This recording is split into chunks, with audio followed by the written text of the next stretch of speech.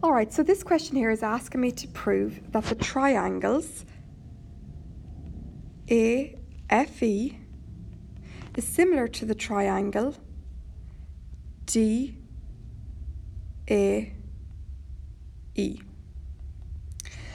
Okay, and so I proved that triangles are similar two ways. I proved that they're similar if they have three angles, which are the same, or I can also prove they're similar if they're in the same ratio. Okay, so I'm going to try and start proving that they have the same three angles. And I could kind of, I suppose, assume then that this angle here would be a 90-degree angle because it's a perpendicular and it must equal 180 on straight lines. Now, how can I prove angle D is the same as angle E, or angle F is the same as angle A? And actually, there is no way I can do that. You know, I can't spot any type of correspondence. In that case, I must look over and see if there's any other way I could solve this question. And in that case, there is. What I'm going to prove is guys, that the angle AFE is similar to the angle AFD. I'm then going to go and prove that the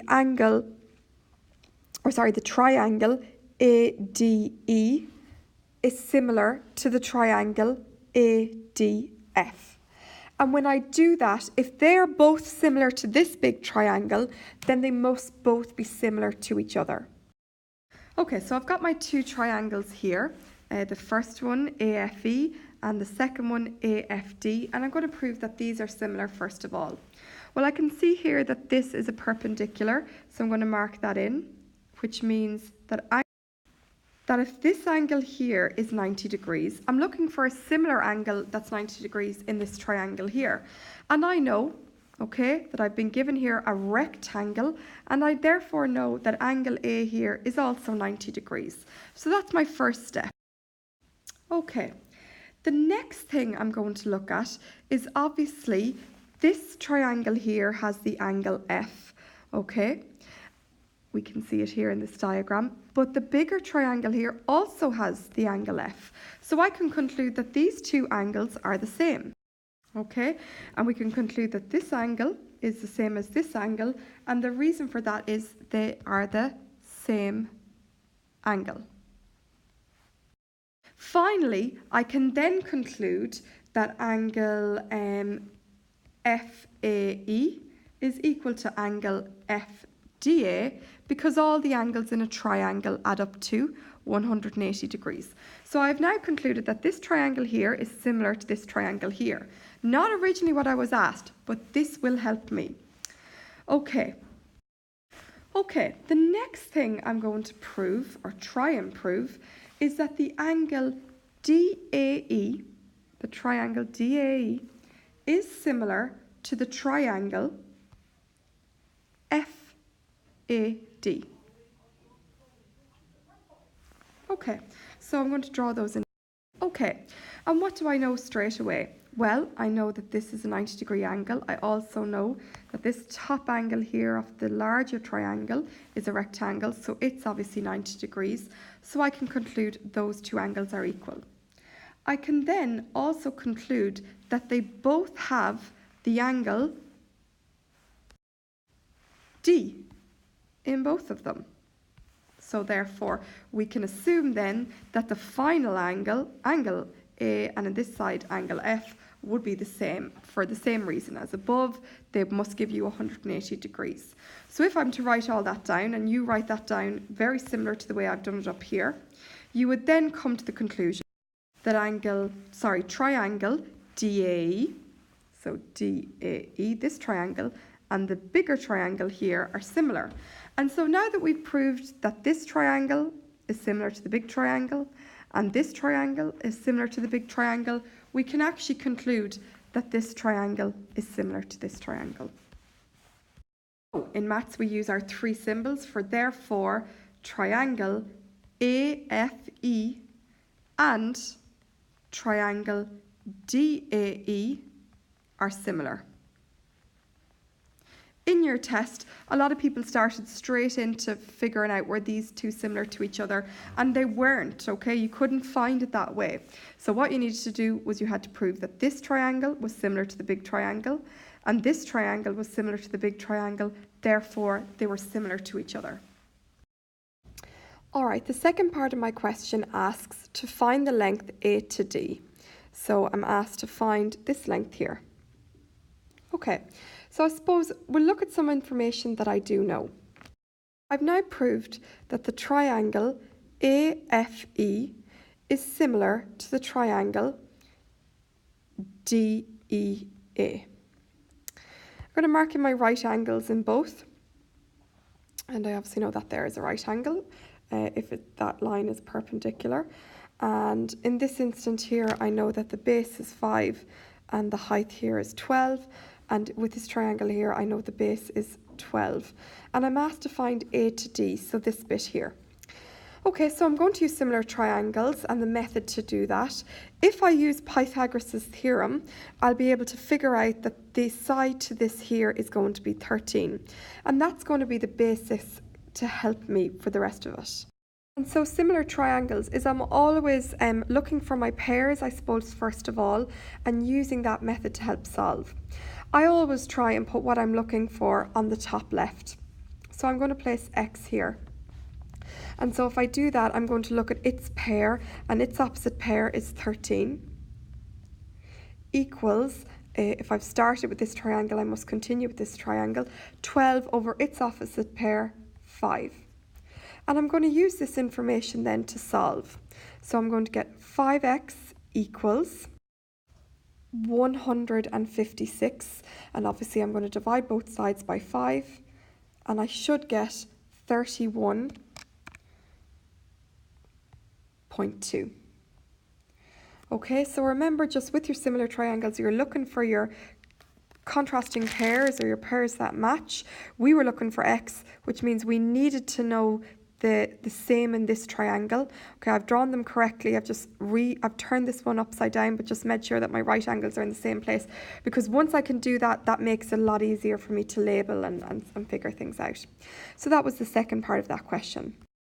Okay, the next part said show that the distance from A to B, so this distance here, is equal to 36. I'm going to fill in what I found out in the last question, which was the distance from A to D is 31.2. And what I'm doing now is I'm looking for the distance from A to B. So I'll just colour that in red so that I know what I'm doing. Okay. So again, I'm going to use similar triangles to work this out. I'm going to use my AEF, and the information I have on that is this is 12, this is 5, and this is 13. And I'm now going to look at this next triangle, which I'm going to colour here, which is going to be my triangle. And I'm going to flip it round so that I have my right angle, this right angle here, facing it. And I'll know that my hypotenuse here is 39, and I got that by adding the 12 and the 27, 39, and I don't know anything else. I'm asked to find A to B, so if I was to label my triangle, I'd have A, B, G, and I'm asked to find this X here. So again, I'm going to do it by similar triangles. I'm going to put what I'm looking for in the top left. So what I'm looking for obviously is X. The pair that matches it is 12 equals, and then I need to use another pair. So obviously the only pair I can use here is 39 and 13. So it will be 39 all over 13. And when you work that out, you should get 36 centimeters. So again, what I would really recommend here is always drawing the triangles in the same direction. Okay, so I've just flipped this triangle here over. And then it will help you see your pairs a lot easier. Okay, and so the final question here, it says, find the area of the quadrilateral, the four-sided shape, GCDE. So this is the one that we're going to find here. All right, well, I suppose we have figured out some pieces of information, and we're going to use that to help us. We already worked out that A to B is 36, we worked it out in the question above, and earlier on we worked out A to D is 31.2. The question at the very start that said this is a rectangle, so I'm going to find the total area altogether, so that would be 36 times 31.2, so that would be the total. And then from it I'm going to subtract different sections so that I will eventually only be left with this green section here. So in total, the area of the rectangle is 1123.2.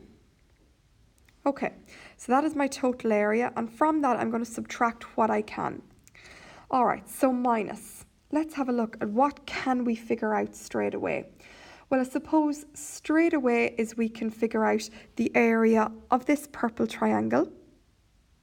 Okay, this one here, and it is the base, which is 5 times the perpendicular height. Remember, we know that's our right angle, all divided by 2. So it's 12 times 5 all over 2. What else can we figure out? All right, well, we also know that the length of this triangle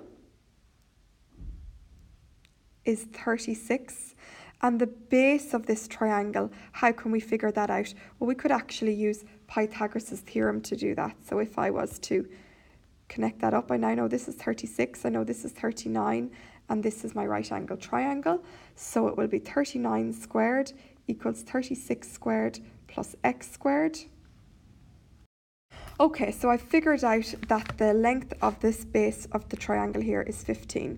So what I'm going to do now is I'm going to find the area of this triangle here, and it's going to be base times height all over 2, which in this case would be 36 times 15 all over 2. Okay. And it tells me that the whole area of this triangle is 270. Now, what do I already know? I know the area of this little triangle, or have I worked it out? I haven't, but I will now. So the area of this triangle is 30. We know that the whole area of this triangle is 270, which means this part here must be 240. So I now have these two. Finally, the last bit I'm going to do is I'm going to find this triangle here. All right, so if that's the case, I'm going to have my base. My perpendicular height obviously would be this one here, which would be from E to D. So I need to do Pythagoras' theorem to solve that. So I know A to E is 31.5.